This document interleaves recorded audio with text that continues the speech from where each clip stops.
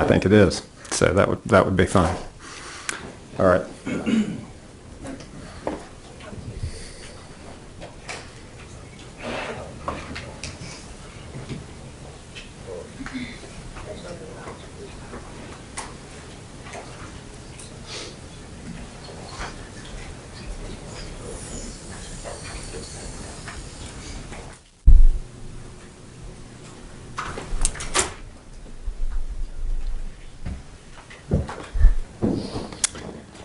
All right, if we could go ahead and bring jurors out, please.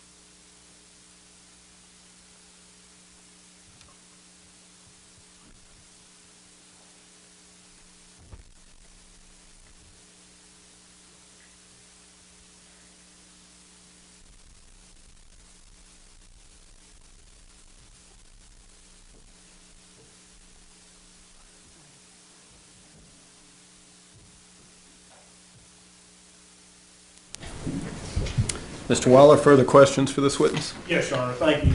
And the one thing that I believe I misspoke about before we broke this read-in was the road that runs in front of the complex is Ramblewood, not Rollston. Okay. Thank you, ma'am. If I may reapproach. Yes.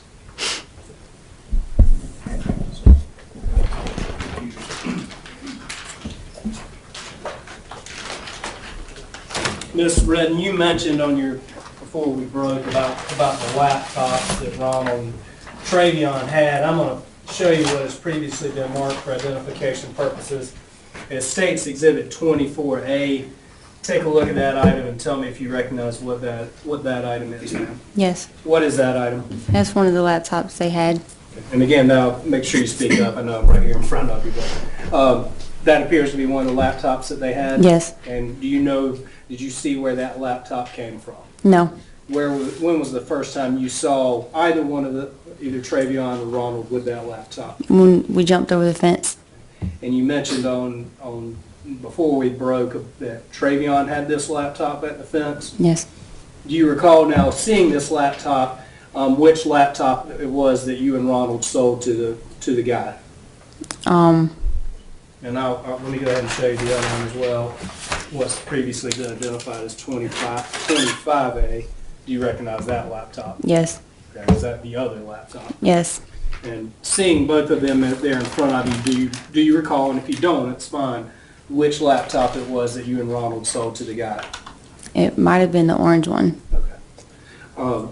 And again, both of the laptops you saw with Travion when he came over the fence? Yes. And there in the hotel room, do you recall which laptop Travion had and which laptop Ronald had? Trey had this one. And when you say this one, are you referring to the silver one? Yes. 25A. Okay. We talked a little bit about some of the clothes.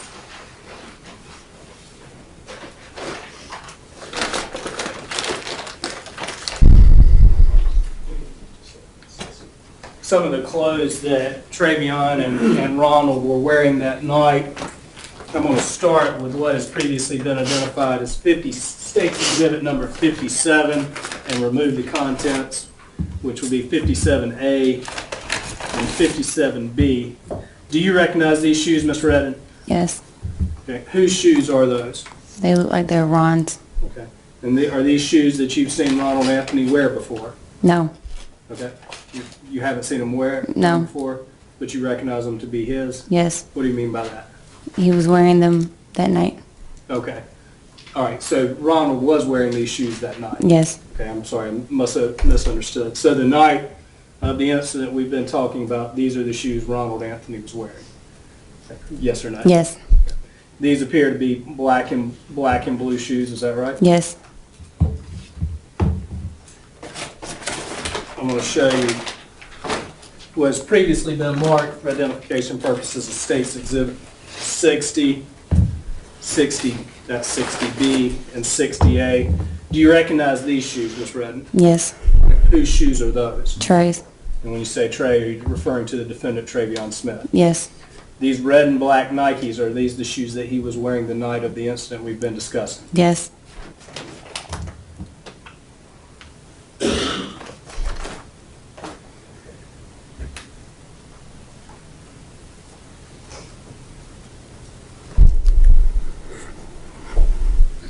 Just want to do a few more questions for you, Ms. Redden.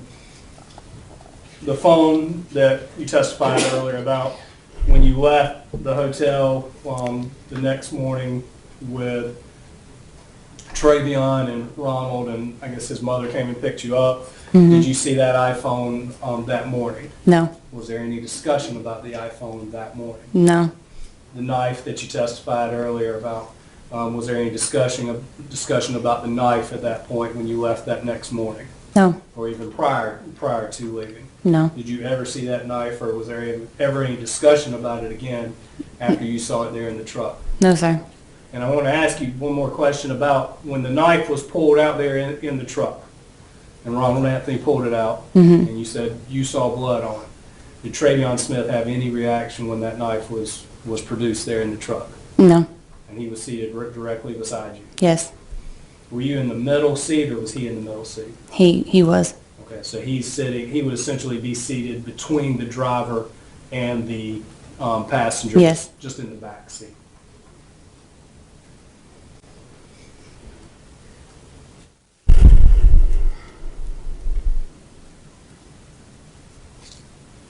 You've testified about the relationship between Ronald and Travion, and you testified a little bit about Ronald being upset with Travion there in the hotel room.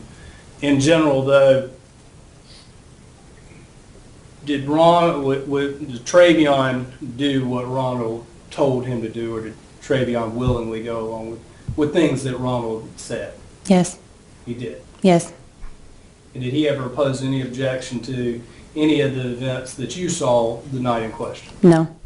And prior to the night in question, did they seem to do things together and to be, as you said earlier, brothers or friends? Yes. Ms. Redden, finally, I want to talk to you a little bit about your situation. You mentioned earlier that you were arrested on, I believe it was May 22nd of 2013. Yes. What were you charged with? First-degree murder. And Ms. Redden, as you sit here before this jury today, what are you charged with? First-degree murder. Ms. Redden, have you received any plea deal, any plea negotiations in terms of your in exchange for your testimony here today? No, not at all. And are you represented by an attorney? Yes. And is that Ms. Rosemary Godwin, who's present here in the courtroom? Yes. And have you discussed your case with her and the status of you testifying in this case? Yes. And you understand that you have no promises or deals in terms of how your case will be resolved? Yes. If I may have just a moment. Yes, sir.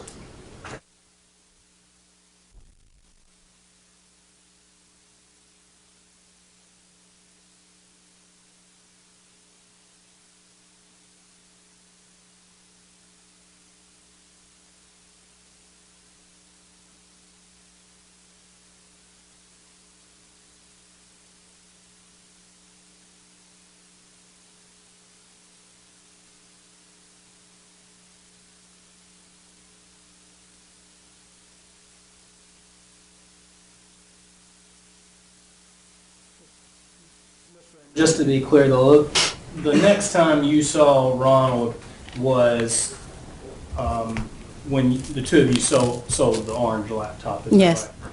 So you were not, and you recall approximately how many days had passed between getting the laptop and selling it? I don't remember how many days. Okay. So do you know if Ronald and Travion were together during that point in time? No. And how long would you say you were with Ronald Anthony the day that you sold the orange laptop? Just maybe 2 hours or so. No further questions, John. Cross-examination, Mr. Brown. Yes, sir.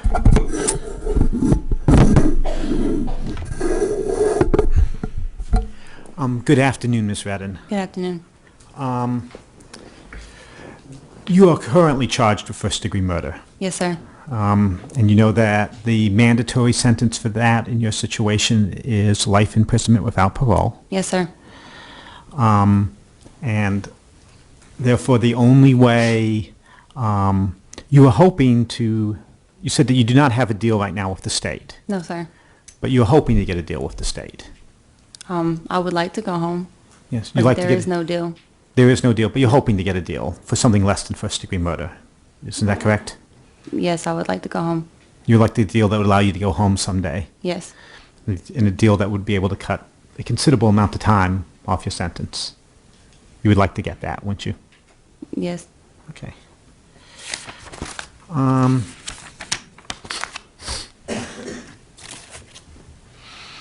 And you're hoping that testifying here today will help you get such a deal? No, I'm just here to tell the truth. No, you're not hoping at all that this would be to your benefit to testify? I mean, like I said, I would like to go home, but that's not why I'm here today. Okay. I'd like to talk a little bit about your relationship with Ron. You had a romantic relationship with Ron. Yes. He was 23 years old at that time, Yes. and you were 18. Yes. And you did not realize that his girlfriend was still Amber Alberts. No. Okay, and that he was still living with Amber Alberts. No. Okay, and you had been dating Ron for about 3 months. Yes. And you considered him to be your boyfriend, Yes. and you loved him. Yes. He had emotional control over you, Yes. mental control over you, Yes.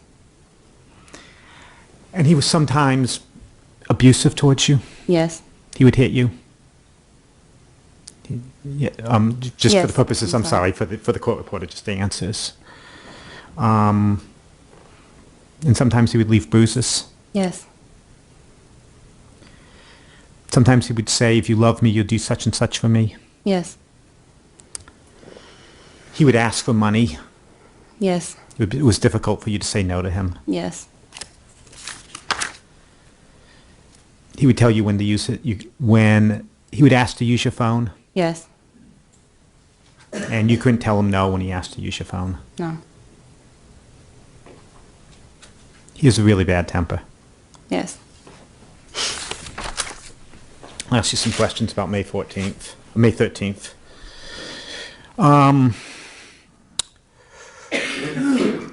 Ron had to attend Marijuana Anonymous meetings. Yes. He was court ordered that he do that. Yes. And you and Travion went to that meeting that Yes. day. It wasn't ordered for either of you to go to those meetings. No. But you went to the meeting because Ron was there. Yes. And then he arranged to have his mother drive the three of you to the North Hills area. Yes. He would have his mother drive him a lot, wouldn't he? Yes. His mother would always provide rides and other things for him. Yes. And when you're there, you went to different places, correct? Yes. And one of them was Ben and Jerry's. Yes. And you and Ron began filling out an application for a Yes. job. And what? Oh, I'm sorry. Let me correct that. It was you and Travion who started to fill out the applications. Yes. And then Ron, and there was a little bit of a dispute with the woman at Ben and Jerry's. Yes. And you told Ron about it. Is that correct? Yes. And Ron then confronted the woman. Yes. It got to a point that the three of you began going out to different cars. Yes, sir. And you said that Travion and Ron had gloves. Yes. Ron bought the gloves. Yes. You went and at the time that you were out in that evening, nobody ever discussed hurting anybody. No, sir. Nobody ever discussed assaulting anybody. No. Certainly nobody ever discussed killing anybody. No. While you were out there in the cars, you never saw anybody with a knife? No. Didn't see anybody with any type of weapon at all? No. You talked about going into a parking garage, and there was something that had to be pulled apart. Yes. It was Ron who pulled it apart, right? Yes. And talked about breaking into mailboxes, Yes. right? It was Ron who broke into those mailboxes? Yes. He used some type of tool to open up the mailbox? Yes.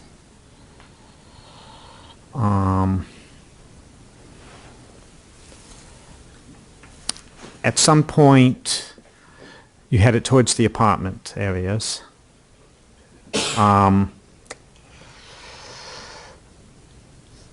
You were kind of acting as a lookout. Yes. You said that you looked up and you saw Travion on the balcony. Yes. You never saw him go inside the apartment. No.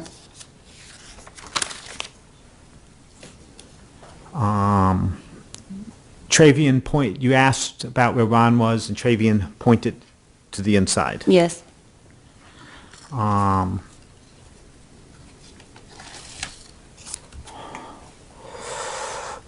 Let me ask you about the front of the balcony where Melissa Huggins-Jones lived.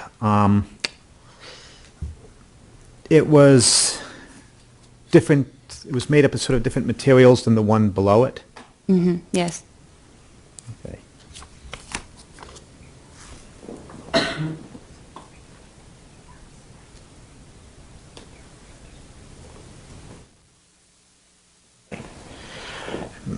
The ones below had sort of a slotted front. The ones on the first and third floor had a slotted front, Yes. but hers had a brick front. Yes.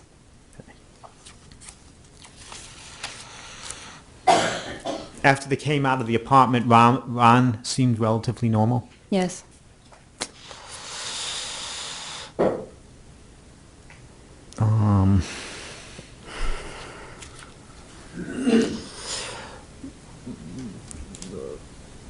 The three of you ran away from that apartment.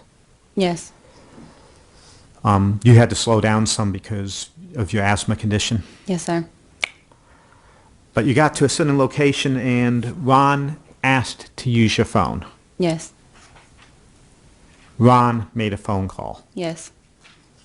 And after Ron made a phone call, he was making a phone call to get somebody to pick you up, right? Yes. And the person who picked you up was Maurice Brown. Yes.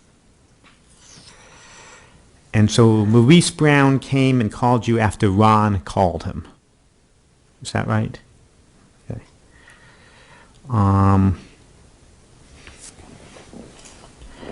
And when he came to pick you up, Ron sat in the front passenger seat. Yes. You and Travion sat in the back seat. Yes. You said there was like a baby seat in the car? Yes. So that was like on the far right? Yes. So so you sat next to the window, Yes. and Travion sat in the middle seat. Yes.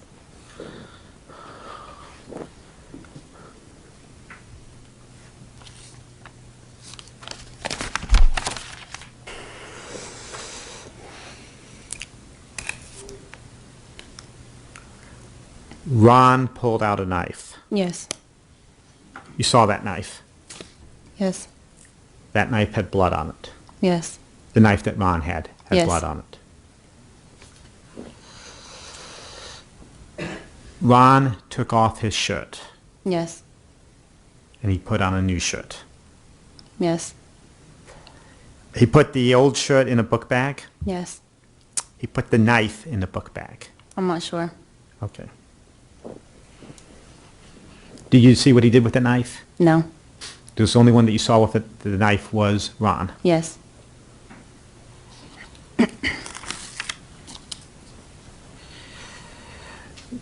Ron and Maurice drove to Flashbacks. Yes. You didn't change your clothing. No. Travion didn't change his clothing. No. It was, and when you got to Flashbacks, Maurice went into Flashbacks, And Ron. and Ron. Yes. And Ron went into Flashbacks. Yes. And Flashbacks is a club, Yes. kind of a strip club. I think so. It has strippers. Yes. But you and Travion didn't have the proper IDs to get in, Yes. because at that point you were 18 Yes. and Travion was 20. Yes. And you commented that while you and Travion were out there, he was unusually quiet. Yes. He's normally sort of goofy. Yes. What we're talking, he was quiet that night. Yes. So when you got out, so after they left Flashbacks, so after Ron left Flashbacks, he had you call the Super 8 motel Yes. to get a room. Yes.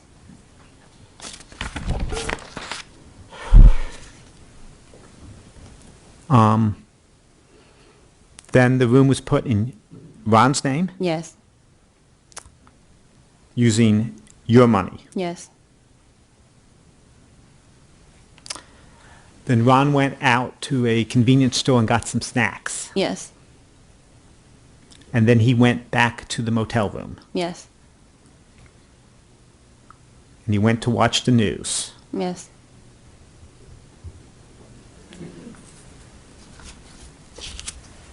And I'm just going to ask you about something that Travion said that you talked about on direct examination. Travion said, make sure I got this right. Man, what the hell just happened? Yes.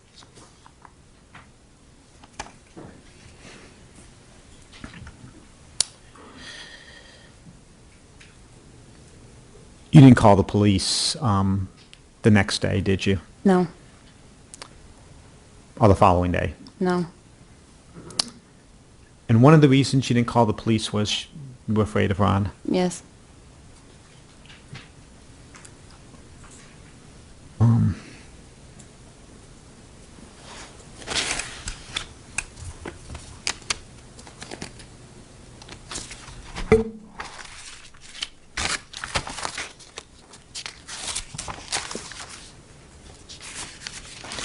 And in the days following, you said that you did not see Travion again until all of you were arrested. Yes. But you remained with Ron. I'm sorry. But you saw Ron, Yes. and you saw him that next day. It wasn't the next day. You didn't see Ron the next day? No. But you continued to be with Ron. I only seen him once after Okay. that happened. And you were with Ron when Ron sold the computer? Yes.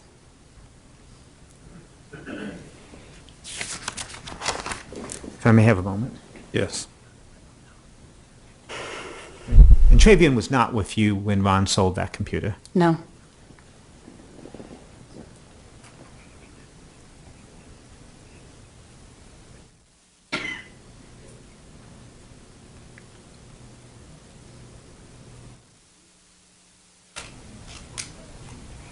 Okay.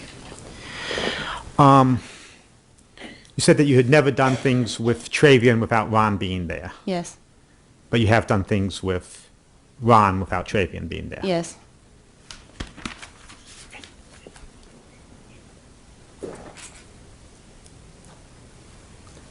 Thank you. No further questions. Mr. Waller, Yeah, just a moment. redirect.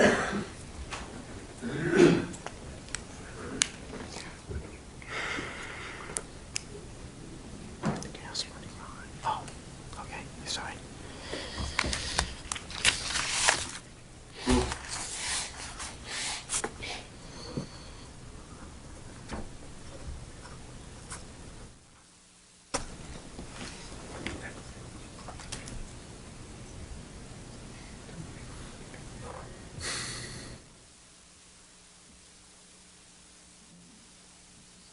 Wanted to open the door, but it's...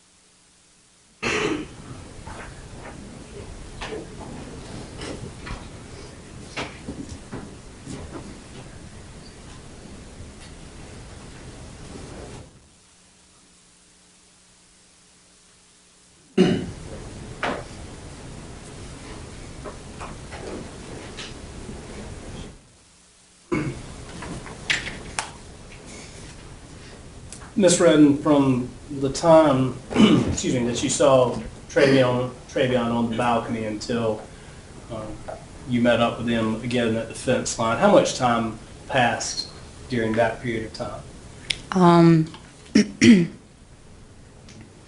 Between 5 and 10 minutes. And Mr. Brown asked you, prior to the incident in the apartment, y'all hadn't had any conversations about hurting anybody or killing anyone. No, sir. You don't know what was said during that 10-minute window either, do you? No. You don't know what the two of them were discussing. No. Mr. Brown asked, you didn't call the police. Were you scared you were going to get in trouble for what you knew? That, yes. To your knowledge, Travion Smith didn't call the police either. Did he? Yes. But he did not call. No, the police. no. Okay. Mr. Brown asked you about, the emotional control that Ron had over you. Did Ron have the same type of relationship with Travion that he had with you? Objection. Also speculation. Overruled as to what you observed. Yes, he would do what Ron would ask. And then you mentioned the comment about, man, what the hell just happened? That you characterize that as can't believe this just happened. Yes. Okay. Based on that conversation, did you get the impression that Travion was also in the apartment with Ron? Yes. Thank you. No further questions. Anything further? Recross? Yes, sir. All right, ma'am, you may step down. Thank you.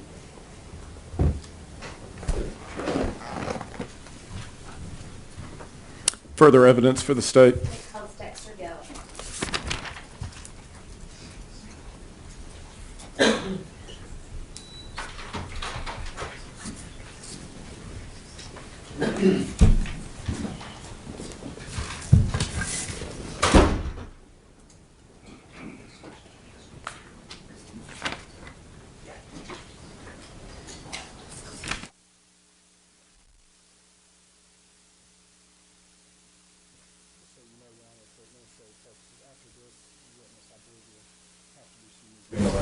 That'll be fine.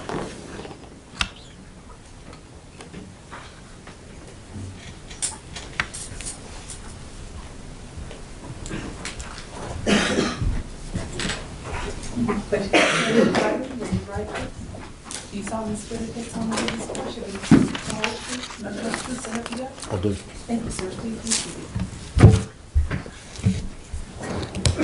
Please state your name, sir. William Dexter Gill. And Mr. Gill, how are you employed? I am not employed.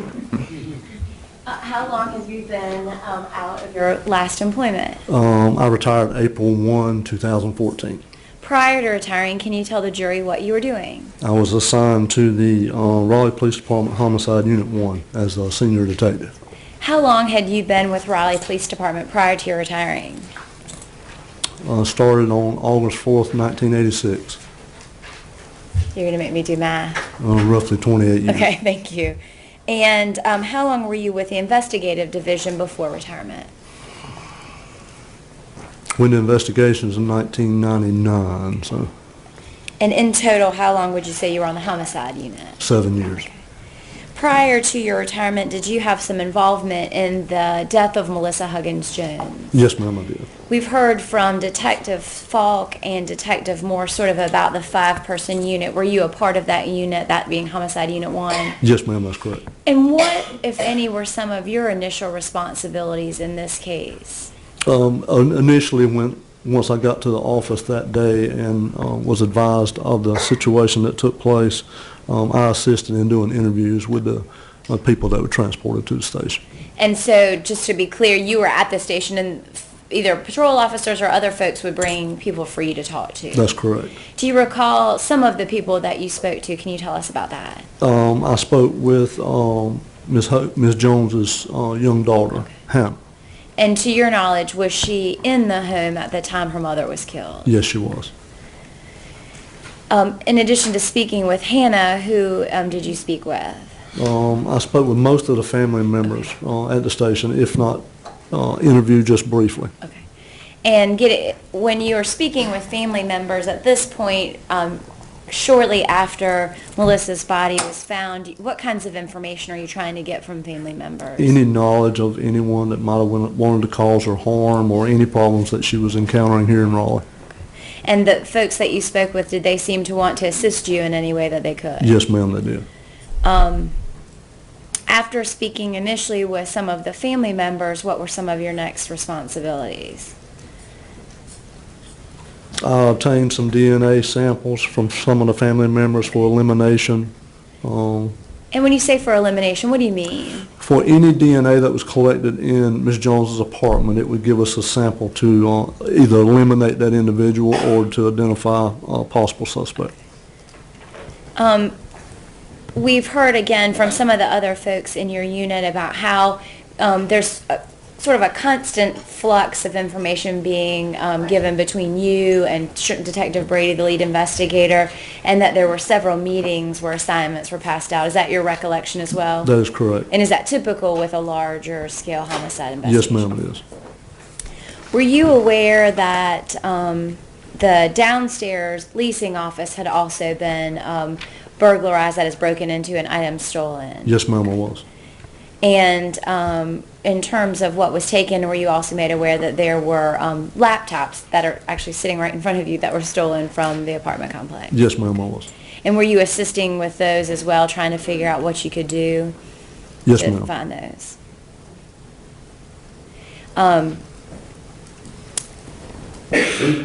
At some point, were you involved with Detective Morse in terms of setting up an appointment to potentially buy one of those computers? Yes, ma'am, I was.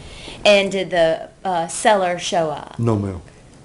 After the seller didn't show up, I think Detective Morse talked about it being the 20th, 21st now at this point after her death. Is that right? I think it was the 20th. Okay. Yes, ma'am. What did you do after being with Detective Morse and the seller of the laptop not showing up?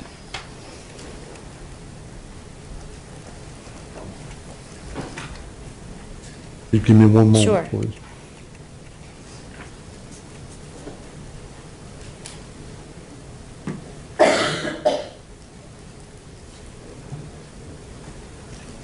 I responded with Detective Morse to Wake Forest to try to make the purchase of that laptop on May 20th at approximately 3:30 p.m. After that seller did not arrive, we left the location at 5:15. At 6 o'clock p.m., we had a case briefing in the homicide unit on Atlantic Avenue in the office. And at some point, either around the time that you're trying to find these folks, or do you know whether or not law enforcement was trying to identify who the seller itself was supposed to be or where the ad had come from? Yes, ma'am, they were.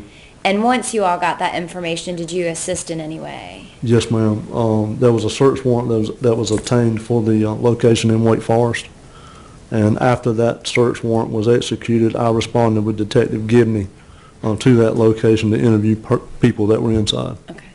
And when you were talking about people were inside, what do you recall about that building itself? It's more like a huge rooming house, Okay. Just individual rooms. And did you speak with some of the folks there that resided at the time back in May of 2013 there? Yes, ma'am, I do. At some point that evening, were you made aware that the police department had developed some suspects that may or may not be responsible for Melissa's death? Yes, ma'am. And specifically, were you asked to assist in a search in another location than the Wake Forest location? I assisted with a search in Oxford. Okay. May I approach the witness? Yes. I'm going to approach and show you State's Exhibit 26 and ask if you recognize the envelope, State's Exhibit 26. Yes, ma'am, I do. And how do you recognize State's Exhibit 26? It's my handwriting. Okay. Yesterday, Detective Morse talked about going to Oxford and seizing certain items, and he identified some items but said this might be your handwriting. That is correct. Were you there while the search was going on and items were being collected? Yes, ma'am. It was only myself and Detective Morris. We were the only two. And this camera, State's Exhibit 26A, inside is actually a bag containing some items. Was that the camera that was taken into evidence there at the Oxford location? Yes, ma'am. That's correct. And did you even make some notations on the back to indicate where it was found? Yes, ma'am, I do. Okay. And does this look, yesterday we opened it for Detective Morse to look, but does it look like it at some point prior to that was in the same or similar fashion as when you sealed it? Yes, ma'am. Here, at this time, the state would move to introduce State's Exhibit 26 and 26A in its contents. Any objection? They are allowed. Yesterday, Detective Morse talked about several other items that were seized at that location. Were you present when he was collecting items as well? Yes, ma'am, I was. Okay. When you, after the search in Oxford, did you assist Detective Brady in looking for an item? Yes, ma'am, I did. And can you tell the jury what you were asked to look for? That was on May 22nd. At 3 o'clock, I was notified by Sergeant Casual to respond to the Walmart in Wake Forest to assist Detective Brady in attempting to locate Ms. Jones' cell phone, the iPhone. And do you know how Detective Brady came about while you're at the Walmart? No, ma'am. Okay. May I approach the witness, Judge? Yes. I'm going to show you what's been marked as State's Exhibit number 12, the contents of which I think is marked 12A, and ask if you recognize 12A. Yes, ma'am. And can you tell us, when you were asked to go to the Walmart with Detective Brady to look for the phone, where you all specifically went? There was a wooded section on the far right-hand side of the parking lot. I want to say that's probably the northeast side of that parking lot. That And was identified. Okay, and so when you got there, how did you all decide where to go, or did you just start looking? It is a steep decline, starting at the base, at the edge of that parking lot. Detective Brady started at the top, I went down to the bottom and started at the bottom. And how long would you say you all were out there before you found it? Just a few moments. Okay, so you walked right up on it? Yes, ma'am. And looking at State's Exhibit 12A, the phone itself, does it appear to be in working order? No, ma'am. Once you saw State's Exhibit 12A, what did you do with it? I notified Detective Brady, and he came to the location and took possession of it. And in accordance with the Raleigh Police Department's policies, once an item is taken into evidence, what does a detective or an officer do with it? He stores it in our property room, fills out an envelope and seals it and initials it and stores it. The items that you collect at this scene or at any, once you turn them into evidence, are they supposed to be in a sealed fashion? Yes, ma'am. I neglected to ask you some other questions. At some point, were you also asked to assist in the interview of Miss Redden that just testified? Yes, ma'am, I was.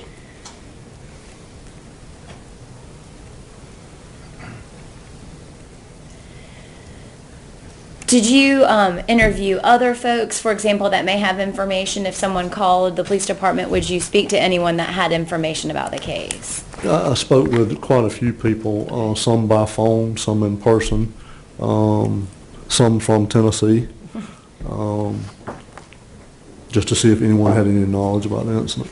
And earlier in the week, we were talking about the death, or at least Hannah finding her mother on May 14th in the early morning hours, and then it was several days before some suspects were identified. Is that your recollection as well? Yes, ma'am. Okay. During that time, as a detective with the homicide unit, were you all following up on any and all leads that would come in, whether they seemed important or not? Yes, ma'am. Did you yourself have occasion to go out to the scene of the homicide? Yes, ma'am, I did. And was that once or on a couple of occasions? I know I went one time to do a search after processing had been completed. And was that a scene that the police department held for a period of time, do you recall? Yes, ma'am. Is that unusual in a homicide case? No, ma'am, that's common.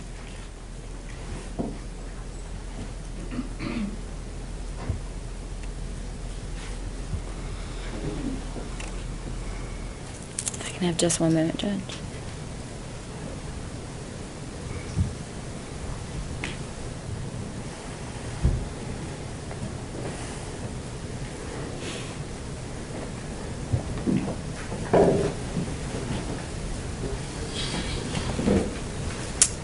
After you did that last walk, or that walkthrough after processing was done, in addition to those two items that I have shown you and interviewing some folks that may have information, did you have any additional responsibilities in this case? No, ma'am. And again, were you in constant communication with Detective Brady, who we've heard was the lead agent in this case, about the information that you would develop? Yes, ma'am. Thank you. I have any further questions? Cross-examination. Thank you, retired detective. So I just want to ask you two quick questions about the search out at the Oxford house. Yes, ma'am. So that search focused primarily on one bedroom in that home. Is that your recollection? Detective Morse had the information for that home and that the property was there. I accompanied him to that location. The lady that we met there in the home pointed out most of the property that we recovered. Okay. So there was somebody there who was very cooperative? Yes, ma'am. And you had a list of things you were looking for? Yes, ma'am. And so the one specific item that you collected and marked the bag for, the camera, Yes, ma'am. that was found on the bureau in that bedroom? Is that what the label there says?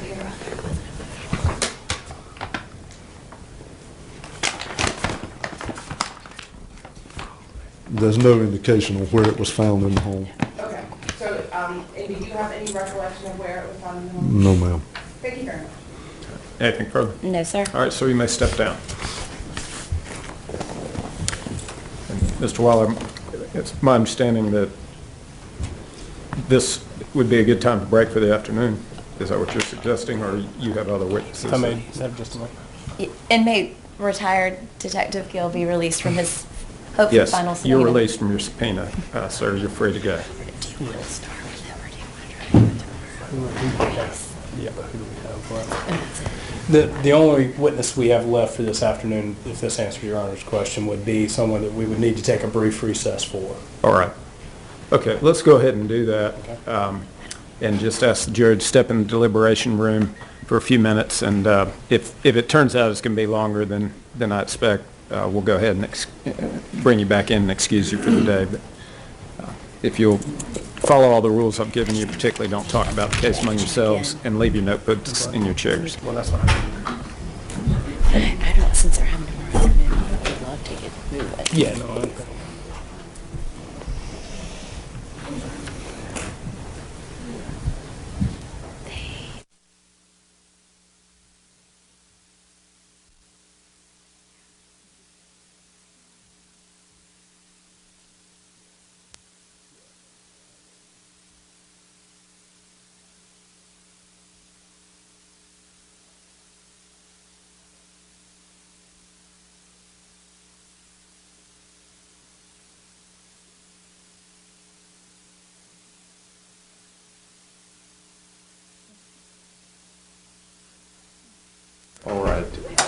outside the presence of the jury. Ms. D? Well, Your Honor, I just wanted to make sure the court and Mr. Waller and Ms. Shakita are aware in planning. There are some evidentiary matters that we'll need to discuss prior to the testimony of the next witness too, related to some of the matters that we talked about before Mr. McCollum's testimony yesterday. I didn't know how that might affect.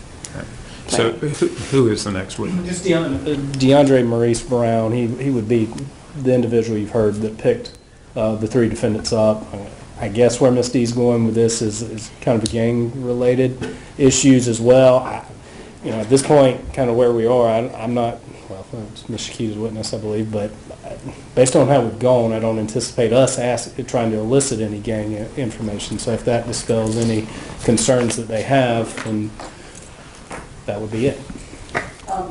That would dispel those concerns as long as Maurice knows that.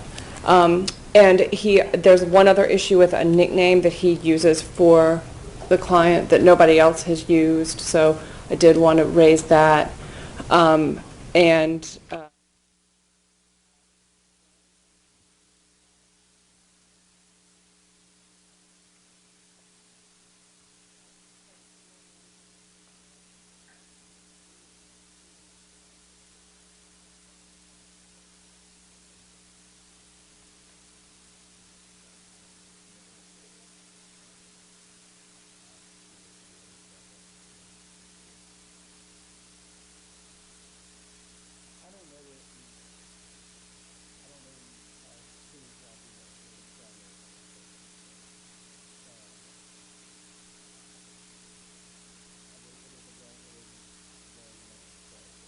If at this point in the trial we were staying away from gang-related activity until it comes up, unless it comes up under in some way, then we will stay away from it. And I know there's some case law out there on gang-affiliated names and the appropriateness of using them. I was not aware that this was going to become an issue right now, so I apologize. I don't have it with me. So if it comes up during the course of his testimony, maybe we could take a break at that point. But and the other item I did remember, Your Honor, so Mr. Maurice Brown has now been charged with trafficking in heroin and a few other charges, and those are new charges. They're different from any older charges he's had. It's just been the last couple of weeks. So I've been told that. I do know he has those charges. I don't have even an ACES printout to know what the date of the charges was or anything along those lines. I know he's represented by Deontay Thomas in the public defender's office on those new charges, and I know that an effort was made to reach Deontay today because Ms. Shakita told me that she had contacted him. I'm not sure that Deontay understands exactly because it's such a brand new case. I don't know how much Deontay knows about his sort of role here or anything. We did find out earlier in the afternoon that he was going to be the next witness, and I was going to try and run to the PD's office and just see if he's still there and make sure he knows that his client's about to testify. I'll tell you, I found out this weekend that these charges occurred. The offense date in the system is January 18th, and I left a voicemail on Mr. Thomas's cell phone in the event that he wasn't in the office today to let him know that. So if you would like for me to reach out to, again, these are new charges since we have spoken with Mr. Brown in relation to this case and really have no bearing other than the fact that he has pending charges. But I did reach out to his lawyer and told him the best way to reach me was via email since I could check it in here and have not heard from him.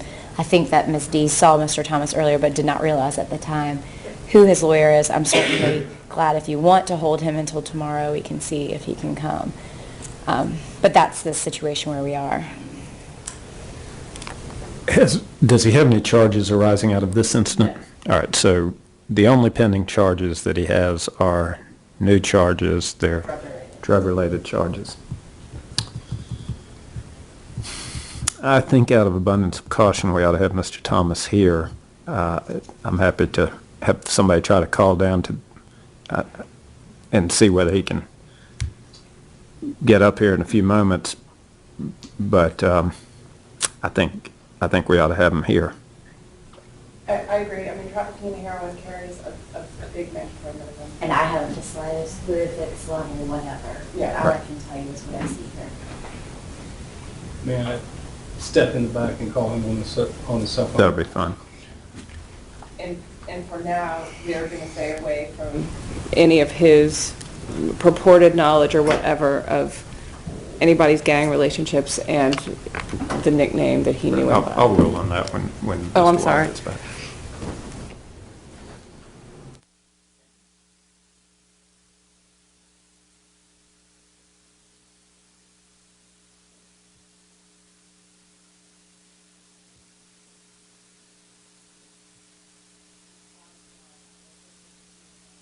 So there's, by the time we get him up here, I know that there's much, I guess we can see.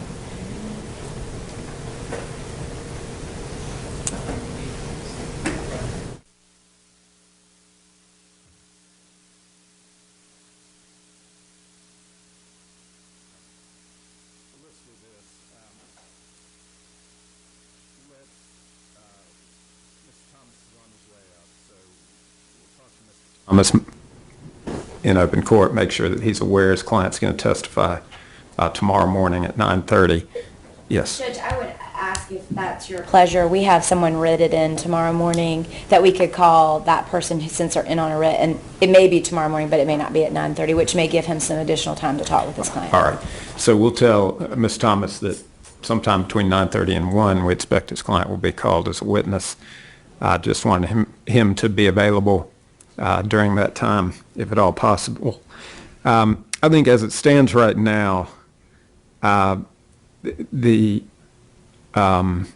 nickname, as it stands under Rule 403, would be unduly prejudicial when weighed against its probative value. And that is assuming that this witness knows Mr. Smith by another name or knows who he is or has some familiarity. So that's certainly the case at the moment, but this ruling could change. Also, the gang affiliation, I think at this point also remains under Rule 403, unduly prejudicial when compared to its probative value, although I can also see that changing again depending on either this testimony or other testimony. I think we are, I'll just simply say, I think we're getting closer to where that becomes probative, but perhaps not there yet. All right. So I think that addresses the rulings, and then we'll just be at ease for a few moments. Actually, let's do this. Let's call the jurors back in. I'll go ahead and send them home for the afternoon, and then when Mr. Thomas gets here, we'll talk very briefly on the record.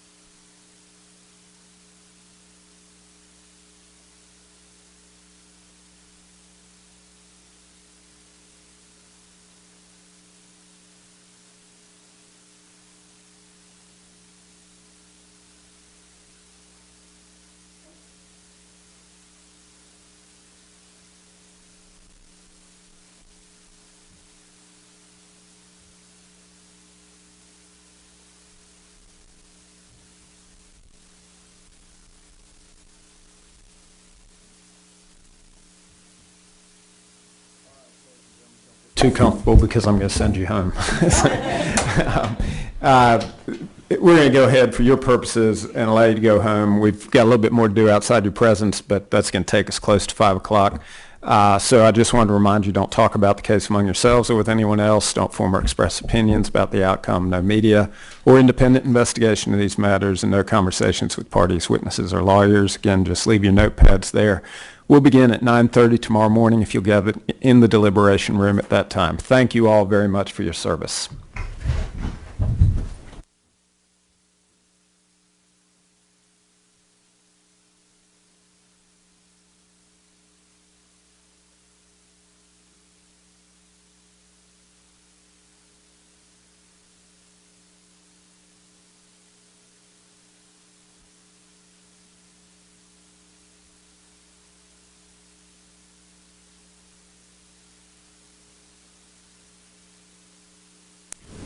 All right, outside the presence of the jury, I see Mr. Deonte Thomas is available in the courtroom now. Mr. Thomas, it's my understanding the state intends to call your client, DeAndre Maurice Brown, is that the correct name, tomorrow as a witness in this case. Okay. And we've been made aware that he has some pending charges that are unrelated to this matter. And that's probably brand new, I'm assuming, because that name doesn't even jump to the top of my mind. They are, I think they're January. All right. Out of abundance of caution, I was hoping that you could be available while he is testifying. I can't be available. That would be fine. Could you just confer with Ms. Shakita to find out approximately what time? I know it won't be 9:30.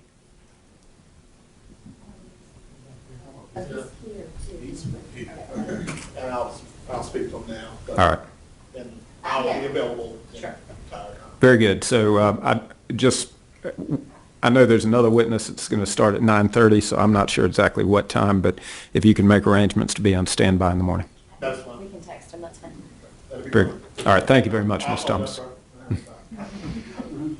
All right. Very good. Are there any other matters that we need to take up this afternoon? Not this afternoon, no, sir. Anything for the defense? All right. Very good. Then